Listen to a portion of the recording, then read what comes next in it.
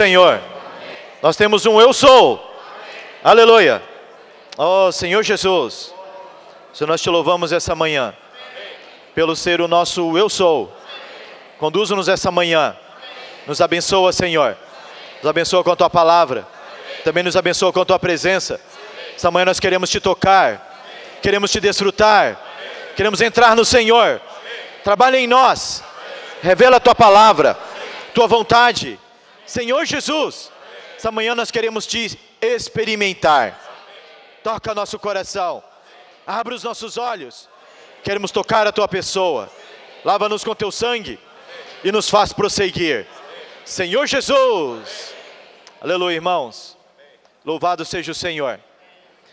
Como o irmão falou, nós estamos desfrutando desse alimento diário, cujo título é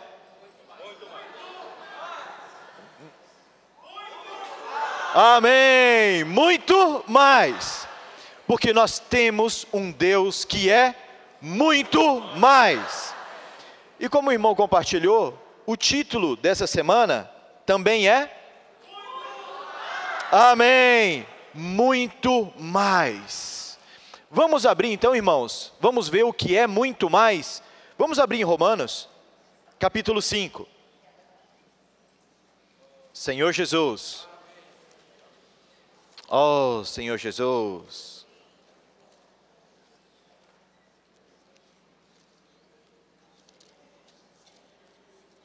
Versículo 9. Todos acharam? Fala assim, vamos ler juntos? Logo, muito mais agora, sendo justificados, seremos salvos. Amém. 10. Porque, quando inimigos, fomos reconciliados com Deus, mediante a morte de seu Filho, muito mais, estando já reconciliados, seremos salvos pela sua vida. Irmãos, muito mais agora. Não precisa responder, o irmão compartilhou, né? Falando sobre o seu sentimento. Por que você veio aqui essa manhã? O que te traz aqui? Por que você está aqui? Qual o seu objetivo essa manhã? De repente alguns podem falar, eu vou porque eu gosto do louvor. Eu gosto de ouvir e cantar.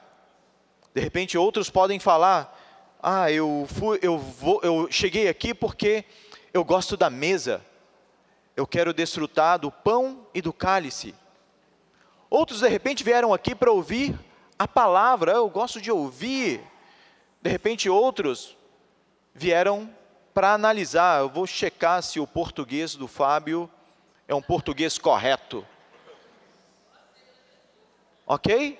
Outros de repente vieram para avaliar a palavra, papel como letra. Mas essa manhã, irmãos, quero dizer para vocês que nós temos um Deus que é muito mais. Um Deus que quer mudar a minha biografia. E nós vimos isso essa semana.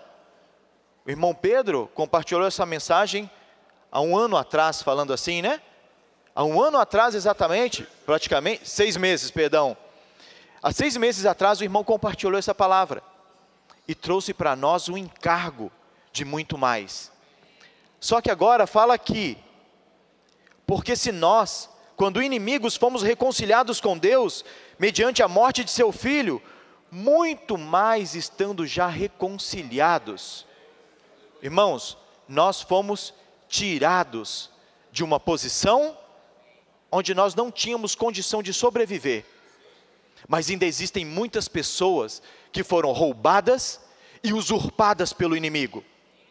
E essa manhã nós vemos isso com a trajetória da vida de Abrão. Abrão, ele morava numa terra chamada Ur dos Caldeus. Só que eu não vou começar, vamos começar por Gênesis. Vamos abrir em Gênesis. capítulo 3.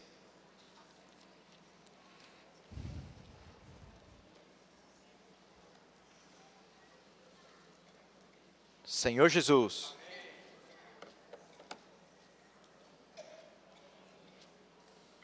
Versículo 1. Eu vou lendo para os irmãos, meu tempo é bastante curto. Fala assim, Gênesis 3:1. Mas a serpente mais sagaz que todos os animais selváticos que o Senhor Deus tinha feito, disse à mulher, é assim que Deus disse, não comereis de toda a árvore do jardim? Versículo 4. Então a serpente disse à mulher, é certo que não morrereis. E o homem e mulher comeram daquele fruto e morreram. Amém? E ocorreu outro fato importantíssimo. Versículo 23. E o Senhor Deus, por isso, o lançou fora do jardim, a fim de lavrar a terra de que fora tomado. O Senhor colocou o homem e mulher fora do jardim. E aqui nós lemos em Romanos que nós fomos reconciliados. Muito mais agora, todos nós fomos reconciliados. Não importa o que você fez, mas nós fomos reconciliados. Graças ao Senhor. Só que essa semana conta também a trajetória de alguns profetas, pessoas do passado, que passaram por fracassos. E esses fracassos o derrotaram. Vamos ler aqui, Gênesis 4, Senhor Jesus, versículo 8. Amém? Disse Caim a Abel, seu irmão, vamos ao campo. Estando eles no campo, sucedeu que se levantou contra Caim e Abel, seu irmão, e aqui ocorreu o primeiro homicídio. Só que aqui atrás, em Gênesis 3, nós vimos o princípio da desobediência. Adão e Eva não imaginavam o quanto a desobediência poderia ter trazido para eles algo tão negativo. E tão negativo também para a descendência. E através daquela desobediência, ocorreu uma degradação. E ocorreram vários fracassos. E um desses fracassos ocorreu aqui, em Gênesis 4:8, como o primeiro homicídio. Amém? Só que o Senhor, durante todo esse período, Ele foi recuperando, Ele foi consertando as trajetórias de fracasso. Mesmo apesar desse primeiro homicídio, lá no versículo 26, fala assim, a Sete nasceu-lhe também um filho, o qual pôs o nome de Enos. E daí se começou a invocar o nome do Senhor. Durante toda a trajetória, o Senhor, Ele olha para o homem. A preocupação do Senhor está no homem. E quando o Senhor chamou Abrão, o Senhor depositou em Abrão uma grande responsabilidade. Mas ao mesmo tempo, também colocando sobre Abrão uma grande responsabilidade, Deus tinha também expectativas. Assim como o Senhor me chamou, e chamou a cada um de nós, o Senhor tem expectativa conosco. Será que a expectativa de Deus é que eu venha aqui e simplesmente ouça uma palavra? Eu vim aqui porque eu quero simplesmente ouvir uma palavra, ou cantar um hino, ou avaliar uma letra. Eu vim aqui porque eu quero experimentar o Senhor. Eu não quero saber do que está ao meu redor, mas essa manhã eu tenho a oportunidade de desfrutar da mesa, e de desfrutar de um banquete, e desfrutar da presença do Senhor. Não me interessa o que está acontecendo, mas eu quero tocar Cristo. Eu quero experimentar Cristo. Irmãos, se você veio aqui pensando em outra coisa, esse é um viver ainda superficial. E nós vimos que essa semana, a superficialidade nos afasta do Senhor. Eu preciso ter um viver mais íntimo. E aqui, Senhor Jesus, em Gênesis 3, fala da queda do homem. Gênesis 4 e 5 começa a falar da degradação. Gênesis 6 fala que houve na terra, a maldade se multiplicou e os homens se misturaram, a ponto do Senhor falar que, no versículo 6:5, viu o Senhor que a maldade do homem havia se multiplicado na terra e que era continuamente, Gênesis 6:5, mal todo o desígnio do seu coração. Então se arrependeu o Senhor de ter feito o homem na terra, e isso lhe pesou o coração. Porque Deus, Ele ama o homem, e criou expectativa com o homem, e quer dar tudo para o homem, só que o homem mais uma vez caiu e fracassou. Nós, irmãos, todos os dias, todas as semanas, nós fracassamos em alguma coisa. Fracassamos em algo que às vezes olhamos para o Senhor, Senhor, mais uma vez fui enganado da mesma forma que Eva foi enganada. Mas essa semana fala que nós não devemos olhar para os nossos fracassos. Não quero olhar para essas situações. Eu quero olhar para o nosso El Shaddai, que é o nosso Deus Todo-Poderoso. Se hoje você passa por alguma situação, algum pesar, nós temos um El Shaddai. Nós temos um Deus Todo-Poderoso, que tem cuidado de nós. Senhor Jesus, oh Senhor Jesus. E também compartilha no capítulo 7, fala que a ponto de Deus ter desistido, Deus, Ele julgou a terra.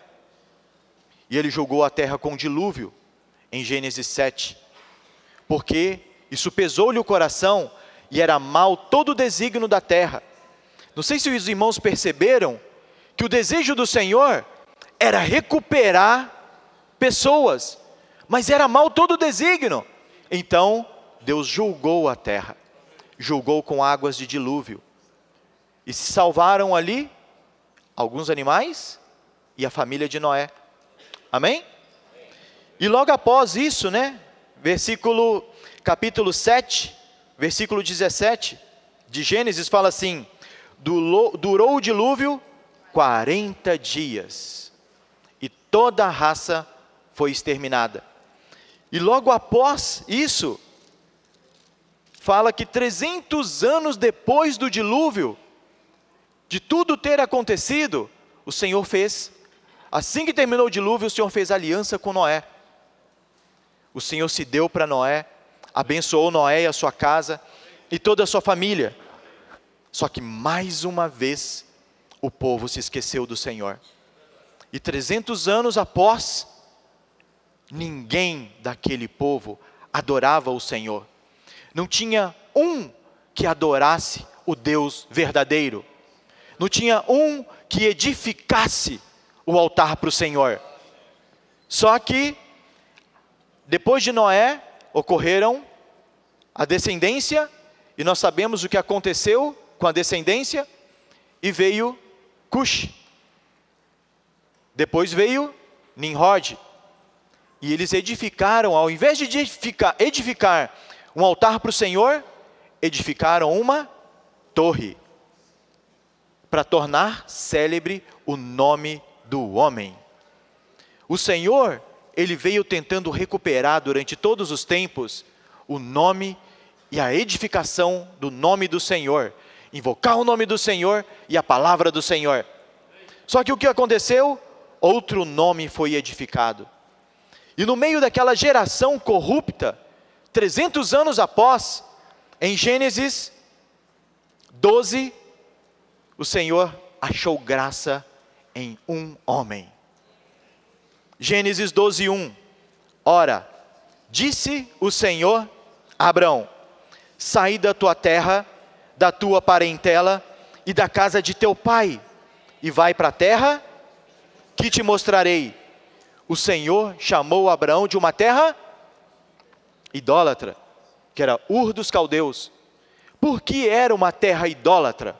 Porque realmente há 300 anos não se edificava o nome do Senhor. E ali fala que o Senhor Deus, Ele chamou Abraão no versículo 1, no versículo 4 fala assim: partiu, pois, Abraão como lhe ordenara o Senhor. Partiu, pois, Abraão como lhe ordenara o Senhor. Irmãos, hoje nós recebemos uma palavra profética. Abraão, quando ele recebeu essa palavra, no versículo 4, ele saiu, como ordenou o Senhor. Nós recebemos um encargo para mais 6 meses agora na conferência. E temos muitos encargos. E nós devemos ser como Abraão. Partiu como lhe ordenara o Senhor.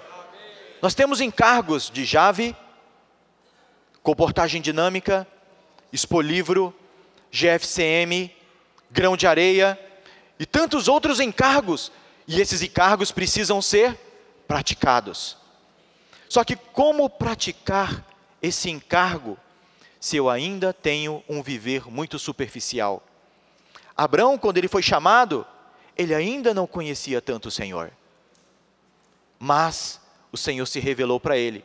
O Senhor falou para ele que ele saísse da terra e da parentela. Ele levou o seu sobrinho. Ok? Aí, no versículo 7 de Gênesis 12, 7, fala assim: apareceu o Senhor a Abraão e lhe disse: darei à tua descendência essa terra. E ali edificou um altar para o Senhor. Eu imagino que o Senhor deva ter ficado muito alegre e muito mais alegre, porque o nome do Senhor tinha sido restabelecido. Porque até então, o que estava sendo edificado eram torres para tornar célebre o nome do homem. E não tinha ninguém que edificasse um altar para o Senhor. E o Senhor hoje, Ele nos chamou, não é para tornar célebre o nosso nome, mas é para edificar o nome do Senhor. O Senhor nos chamou para levar esses encargos que nós temos adiante, pregando o Evangelho e prosseguindo no Senhor. Senhor Jesus, a palavra que nós temos recebido hoje não é um falar qualquer.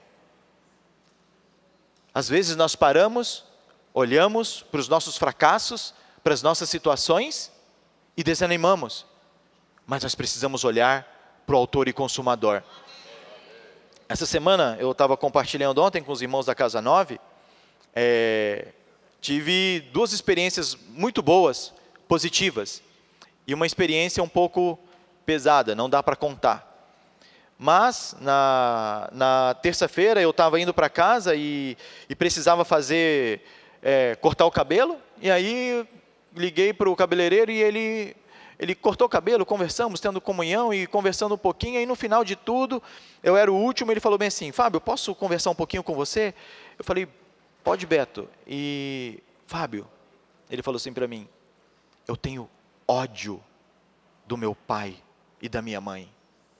Eu tenho ódio dos meus irmãos, porque o que eles fizeram comigo no passado foi terrível. E ele contou algumas histórias. E realmente, é uma história terrível, de uma linha totalmente diferente, e algo muito pesado, o que foi feito com ele. E ele tem um grande rancor no coração. Aí eu falei para ele: Beto, eu não sei no que você crê, mas eu creio num Deus que pode mudar todas as coisas. Num Deus que pode ser muito mais para você. E um Deus que pode limpar o seu coração. E aí os olhos deles encheram de lágrimas. E tivemos uma excelente comunhão. Aí chegou na quarta-feira, eu estava com o diretor da empresa, ele me chamou para almoçar. E ele falou para mim, e saímos para conversar, vou ser bem rápido. E almoçamos, e no final do almoço ele falou assim para mim: Fábio, eu preciso falar uma coisa com você. alguma coisa acontece, porque há mais de 35 anos, eu levanto às 5:30 da manhã, eu tomo banho, tomo meu café, vou trabalhar, encho de problemas, chego em casa cansado, tenho que cuidar da minha esposa, dos meus filhos, no dia seguinte, 5:30 da manhã, eu tenho que levantar de novo. A vida, Fábio, não pode se resumir a isso. Sabe o que eu me sinto? Ele falou para mim, eu me sinto como um zumbi, vegetando. Deve existir uma força maior, porque o homem foi criado. Porque o homem não foi criado só para trabalhar e para viver por sustento. Puxa, ele colocou a bola na marca do pênalti. Era o que precisava, só faltava isso. Ele colocou assim a bola, assim, ajeitou, assim, não é isso? Para que eu falasse do Senhor para ele. Por quê? Ele se abriu e eu falei para ele assim, Ricardo, eu não sei no que você crê. Ele já foi meu diretor em outra empresa, ele mora no Morumbi, e eu falei assim para ele, puxa, é muito próximo, já falamos do Bucafé para ele, já fiz o convite hoje de manhã, não sei se ele virá, mas eu não o vi, mas eu falei, Ricardo, esse algo superior é Deus. Existe um vazio no homem, ele vai tentar preencher com dinheiro, ele vai tentar preencher com trabalho, ele vai tentar preencher com todas as coisas, mas existe um Deus que é muito mais, e quando Ele nos preenche, muda a nossa visão. Você não vai mais ficar preocupado por que trabalho, por que não trabalho, com que situação, se estou desempregado ou se eu não estou, eu vou olhar para Deus, Senhor, muito obrigado, porque Deus é muito mais. Ele me reconciliou, Ele mudou a razão do meu viver, e mudou ainda mais a minha biografia. Eu não sei o que eu escreveria se fosse o Fábio lá atrás, se continuasse naquela situação, mas a minha biografia mudou, porque o Senhor me reconciliou, graças ao Senhor. E no final da comunhão ele falou assim para mim, Fábio, tem mais uma coisa, que eu aprendi quando eu era criança, e isso eu trago comigo, e eu não consigo entender, porque a minha mãe fala assim para mim que, filho, você precisa ir à igreja, e isso vai te salvar, filho. E ele falou para mim, Fábio, minha mãe está errada, porque ninguém pode ir à igreja, porque a igreja está dentro de nós. Aí eu pulei, porque era outra parte, porque eu precisava falar da igreja, precisava falar que na palavra não existe ir à igreja, nós somos partes do corpo de Cristo, nós fomos reconciliados para dentro do corpo de Cristo, e eu faço parte desse corpo, e o Senhor mudou. Só que existe, irmãos, para finalizar, que o meu tempo é curto, o irmão Pedro, há 6 meses atrás, ele compartilhou sobre o DNA, isso é para finalizar mesmo. O DNA é algo que está em nós, e que são características que nós herdamos dos nossos pais, dos nossos avós, de pessoas, dos nossos antecessores. Eu não vou explicar no detalhe, né? O irmão André vai seguir com o encargo, mas nós temos um DNA. Esse DNA, ele tem ali 4 letras, né? Cada letra está relacionada a um número. Essa letra e esse número compõem o nosso DNA com as bandagens que existem de cada DNA que nós temos, de cada um de nós. E essas letras e números, esse nome que é difícil de se pronunciar, é a assinatura do próprio Deus. Então, em meu DNA, tem a assinatura de Deus. O nosso DNA é divino, porque nós fomos reconciliados. Só que ainda existem pessoas que têm a assinatura de Deus e foram roubadas. E por isso nós precisamos pregar o Evangelho. E por isso nós precisamos colocar esse encargo adiante, para que essas pessoas sejam muito mais agora reconciliadas. Essas pessoas precisam ser reconciliadas e trazidas para o corpo de Cristo. Irmãos, eu não sei o que os irmãos passam, como os irmãos vivem, mas o Senhor te chamou para um viver íntimo. Não viver de superficialidade, mas viver de uma forma íntima com o Senhor. E por último, que toda hora eu falo que é último, e agora é último mesmo, Abrão,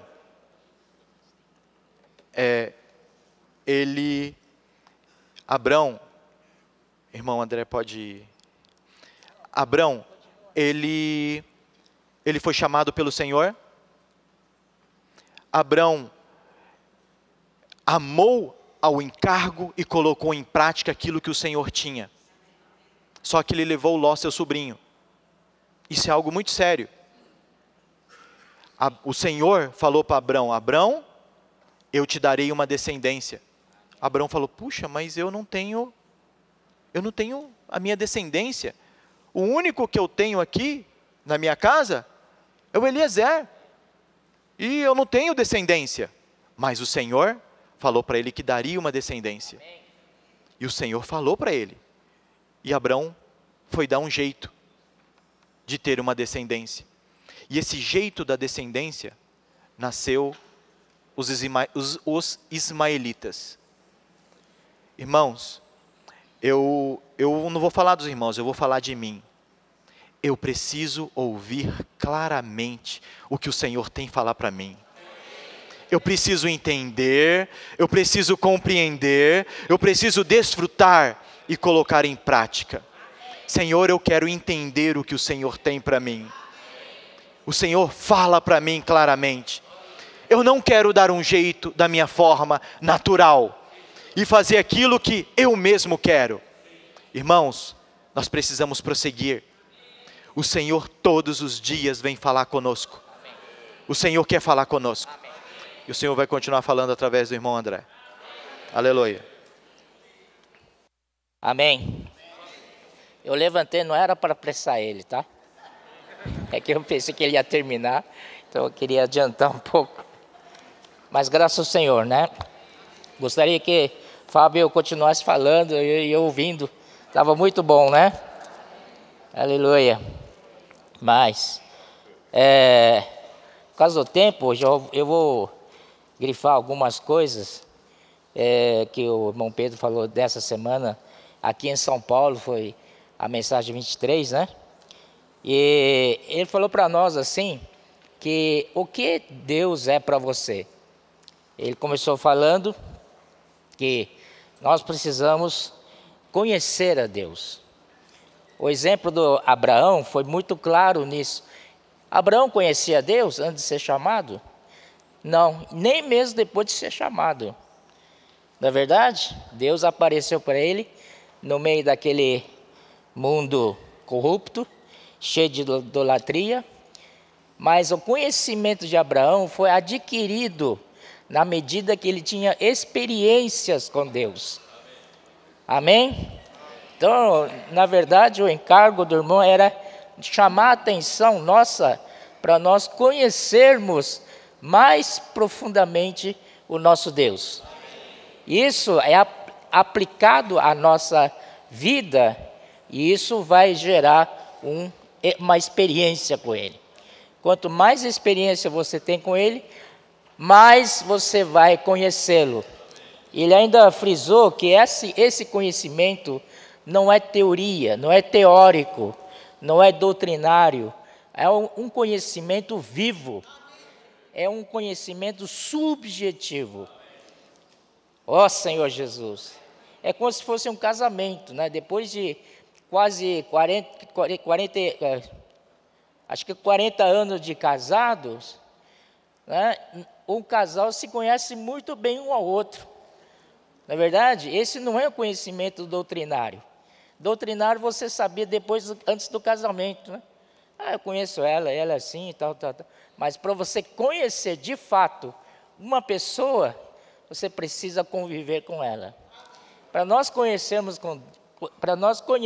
Deus, precisamos ter mais convívio com Deus, mais comunhão. As palavras que a gente ouve nas reuniões da igreja são muito importantes, porque nós podemos levar isso para aplicar essas palavras no nosso viver. E elas se tornam, então, podemos ruminar essa palavra, digerir essa palavra, e essas palavras se tornam nossas. Isso é subjetivo. Senhor Jesus. E vamos já para o pleno conhecimento de Deus, né? Depois a gente volta para trás, assim. No pleno conhecimento de Deus, o irmão destacou vários versículos que tem aqui. Primeiro, Efésios 1:17. Quem tem alimento diário, acompanha com o alimento diário, porque o texto inteiro e na íntegra está aqui.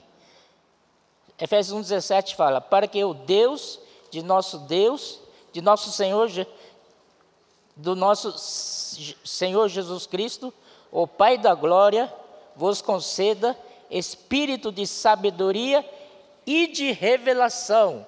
Para quê? Para no pleno conhecimento dele.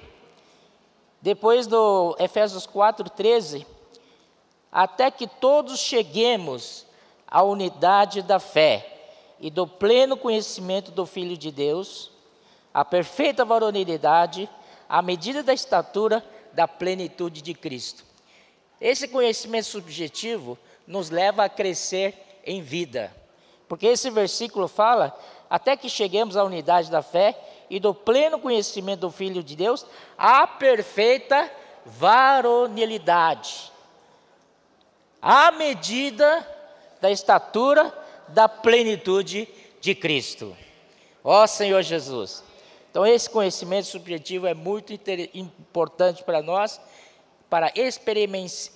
Tem uma época na vida da igreja que os irmãos começaram a falar experienciar em vez de experimentar. Lembra não? Experienciar nosso Deus, né? Então, o Abraão, ele começou a andar com Deus e a conhecê-lo e ter mais experiência com Deus. No fim, Abraão foi conhecido como amigo de Deus. Amigo de Deus é tremendo, irmãos. Às vezes, não é simplesmente um companheiro, um colega, não é verdade? Amigo. Tem amigo que é mais do que irmão. Desculpe me dizer assim.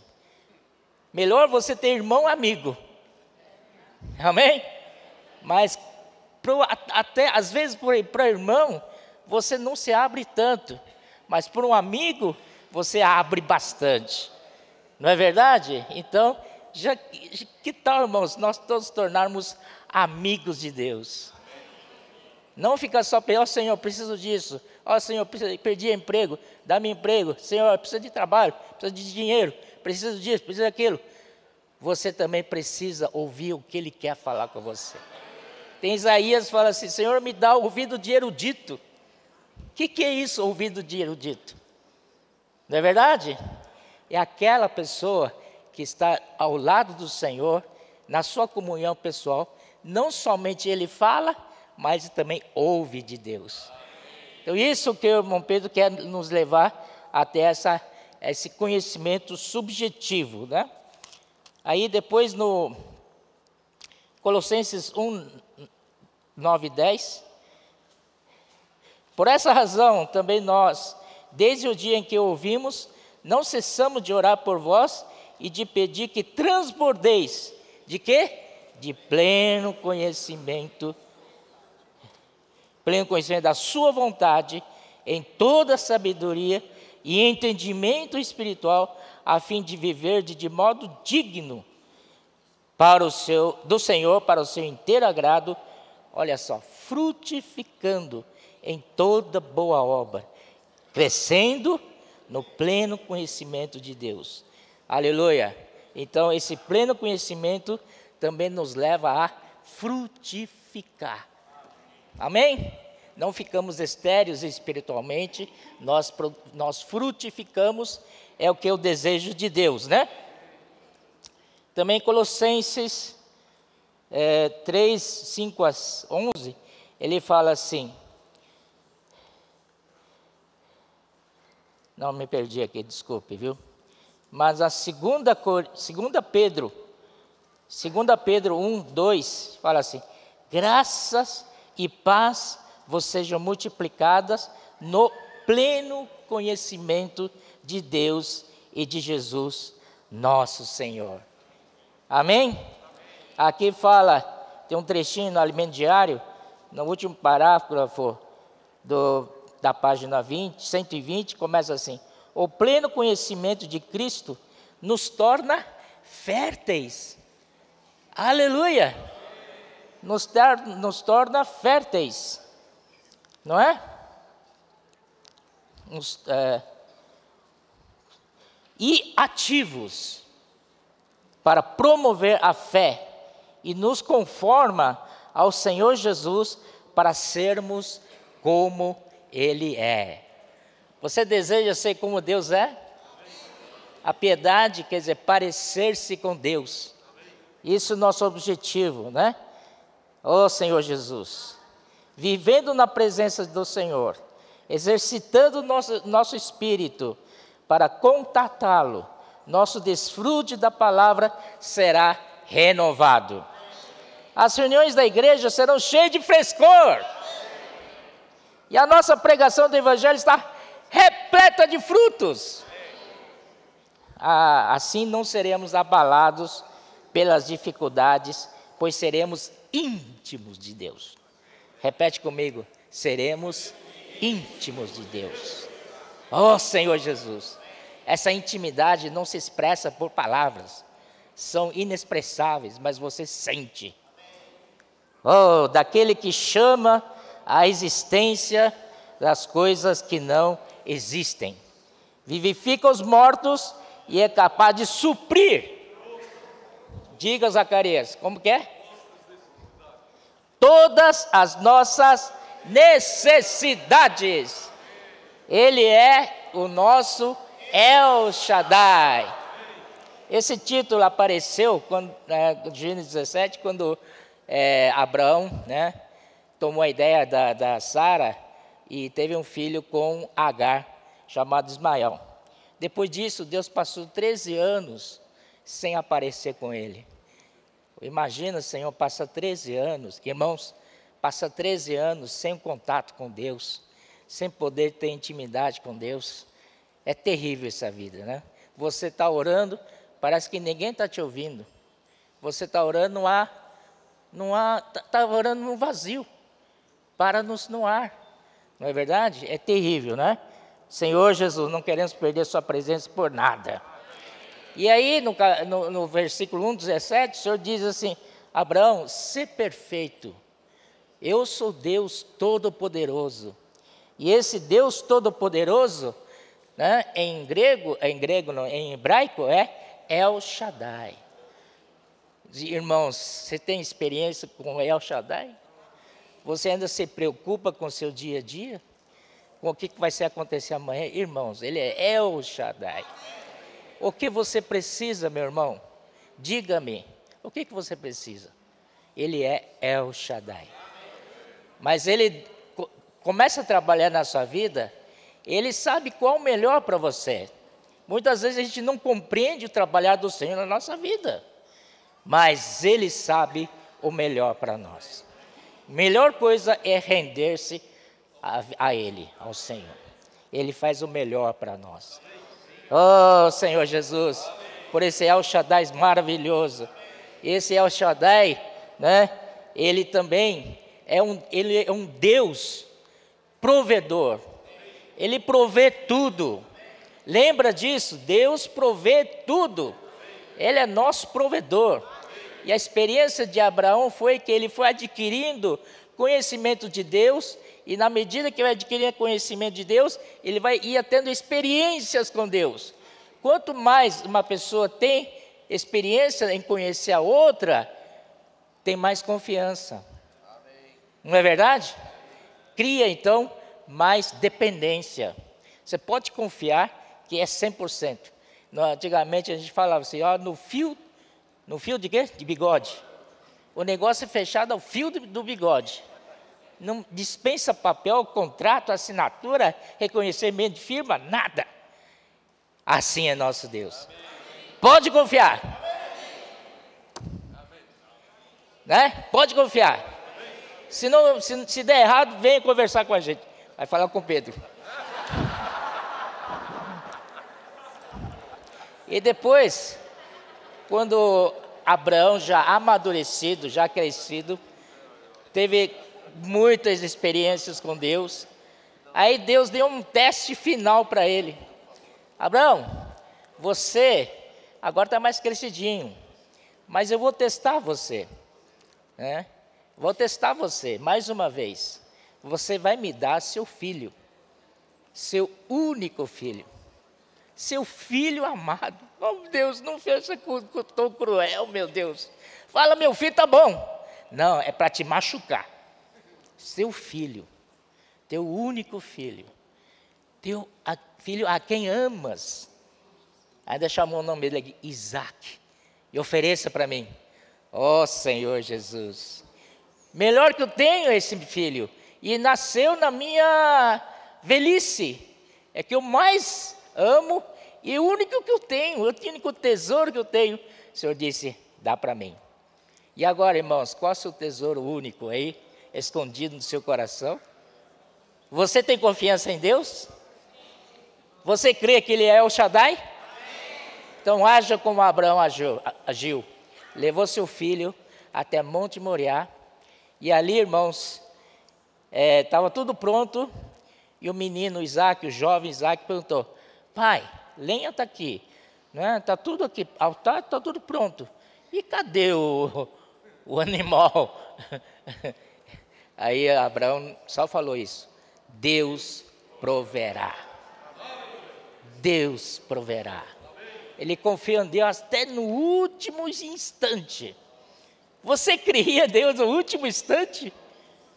Senhor Jesus, ele então, tranquilo, levantou o cutelo ou cutijo? Cutelo, né? Cutelo, assim, já levou para matar o filho, está amarrado lá no altar. E agora, será que, Abraão naquele momento, será que Deus vai fazer alguma coisa? Eu já estou com a mão levantada, estendida para matar meu filho. E quando fez assim, para, o anjo gritou. Pega aquele carneiro que está enroscado lá na moita. Então aí substitui Isaac. Puxa vida, essa experiência foi demais.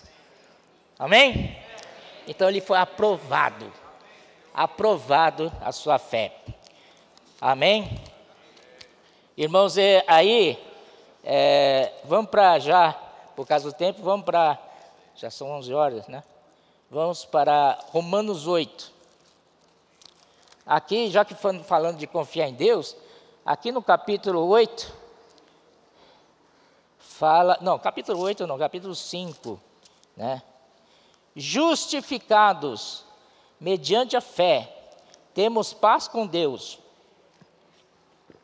por meio de nosso Senhor Jesus Cristo, por intermédio de quem obtivemos igualmente acesso pela fé a esta graça, na qual estamos firmes. Estamos na graça, pela fé estamos firmes. Depois da fé sempre vem a graça. Amém? Então você crê e a graça te supre. Não tenha medo. Isso é um princípio divino. Você creu, Deus supre a graça. E esteja firme nisso. Gloriamo-nos da esperança da glória de Deus. Nós gloriamos na esperança da glória de Deus. Estamos nessa caminhada para a glória de Deus. Aleluia! Não é só gloriar nas coisas boas, na esperança da nossa glória. Versículo 3, e não somente isto, mas também nos gloriamos nas tribulações, sabendo que a tribulação produz perseverança. Então nós devemos dar glória a Deus, louvar a Deus, dar graças a Ele, no tempo em que estão passando por tribulações. Tribulações servem para nos provar. E uma vez provado, né, vem a perseverança. Perseverança é mais do que paciência. Perseverança é, né, uma paciência com sofrimentos. Você ora, não é só paciência de alguns minutos. Perseverança dura anos. Na sua oração, Deus não te responde, mas vai lá, persiste. Na verdade, é perseverança. Aqui a perseverança na tribulação. Muitas vezes, quando na primeira já foge, chuta a pau da barraca, vai embora. Isso não é para mim. Não, nós temos que ter perseverança na tribulação. E essa tribulação é o nossa prova do dia a dia. O sofrimento que vem no dia a dia, sem a gente pedir. Não é verdade? O ser humano, a vida humana é cercado desses reveses. Não é verdade, irmãos? E aí o Pedro aconselhou para a gente não pedir, não fazer oração para pedir tribulações. Ela vem sozinha. Ela vem sozinha. Senhor Jesus. Mas quando vem tribulação, isso é para produzir perseverança. Mais perseverança na oração. Mais perseverança em confiar no Senhor. Esperar no Senhor. O problema nosso é que a gente não sabe esperar. E depois a perseverança produz a experiência. A experiência é caráter provado. Aleluia! Para nos provar nosso caráter. Graças ao Senhor. Então, e a experiência vem a esperança. Esperança, essa é a esperança da glória. Que tal, irmãos? Bom, né? Muito bom. Parece que vocês digam que é bom, né? Pelo menos para me alegrar um pouco. Aí, irmãos, no versículo 5. Ora, a esperança não confunde. Esse versículo é crucial nesse alimento diário.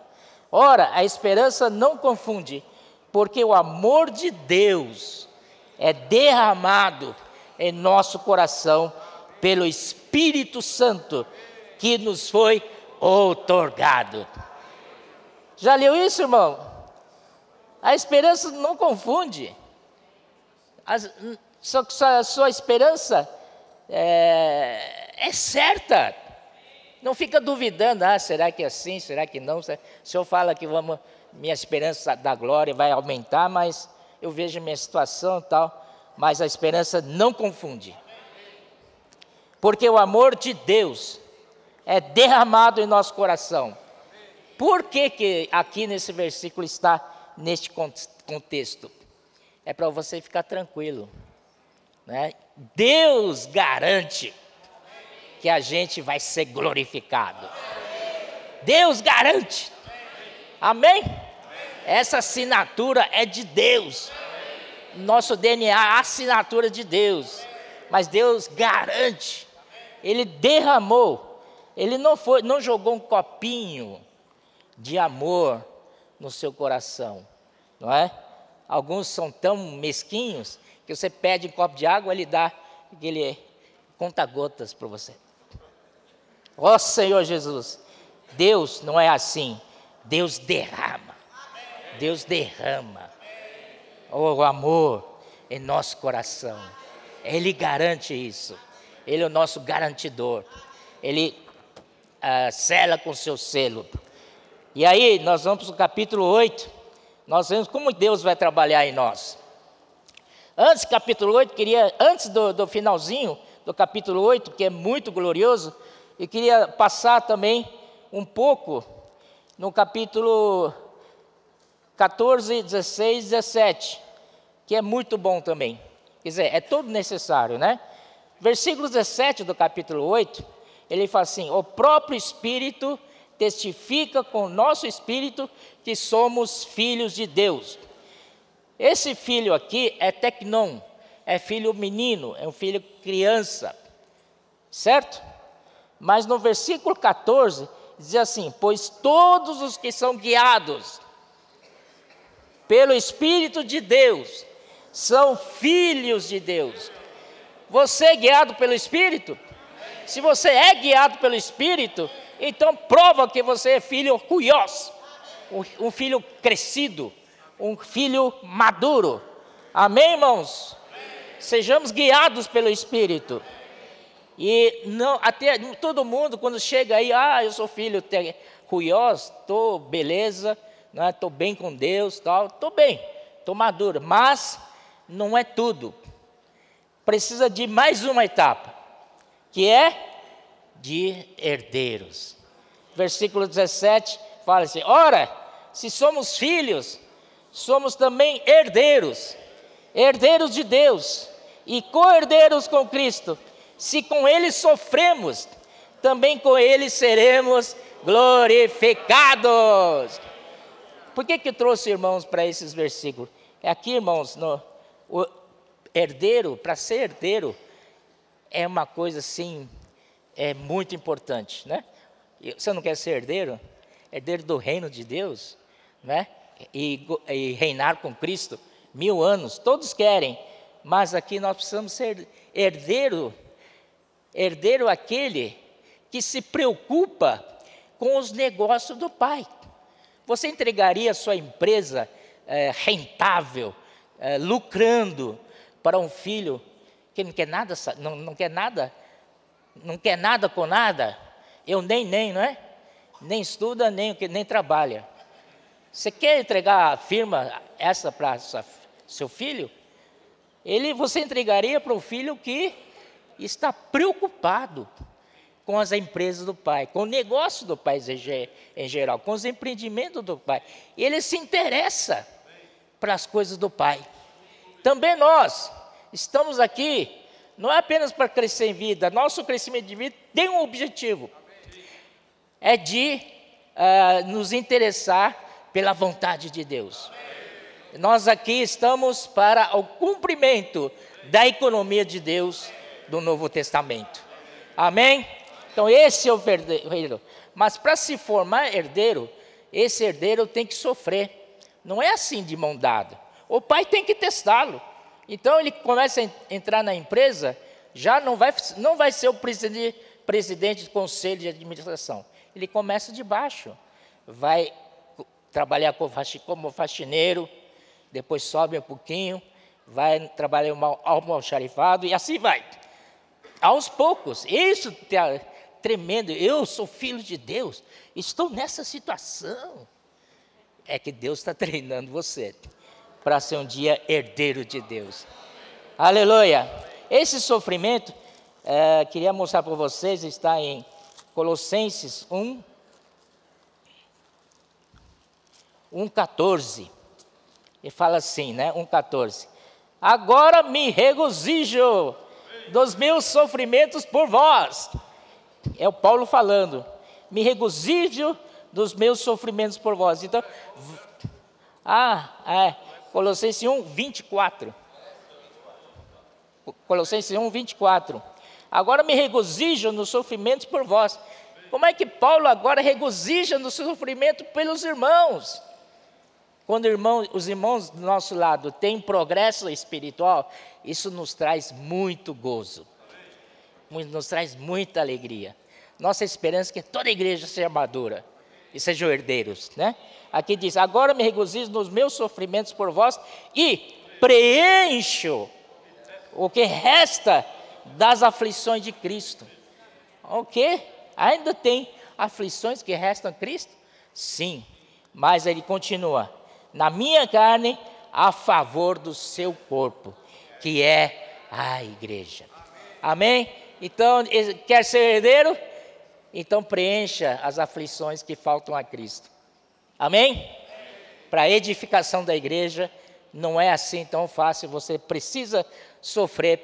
Principalmente sofrimento está ligado a negar a nossa vida da alma. E esse é o melhor lugar. Eu já quero adiantar. O próximo livro o que vai sair é o 1 Coríntios. Nós estamos com semana 7, semana 8 é o último. E aí já começamos Cristo, o poder de Deus e a sabedoria de Deus. Você vai ver ali, mas como é que pode? Eu vou ler daqui a pouco Romanos 8, No finalzinho, Romano 8, você fala assim, que tão glorioso, tudo é festa. De repente você cai no 1 Coríntios, aquela igreja cheia de problema, meu Deus do céu. Problema chega eu, né? Eu sou um problema. Mas, irmãos, precisamos da vida da igreja. Para crescermos. Cada um de nós precisamos crescer. Mas como é que pode, né? Uma igreja dessa com divisão, com adultério, com litígio, com idolatria, com problema de casamento, com problema até do apóstolo Paulo, né? Ele tinha dúvida se o apóstolo Paulo era apóstolo dele. Meu Deus do céu. Ô Senhor Jesus. Mas, você lê 1 Coríntios 1, 2, diz assim, a igreja de Deus em Corinto.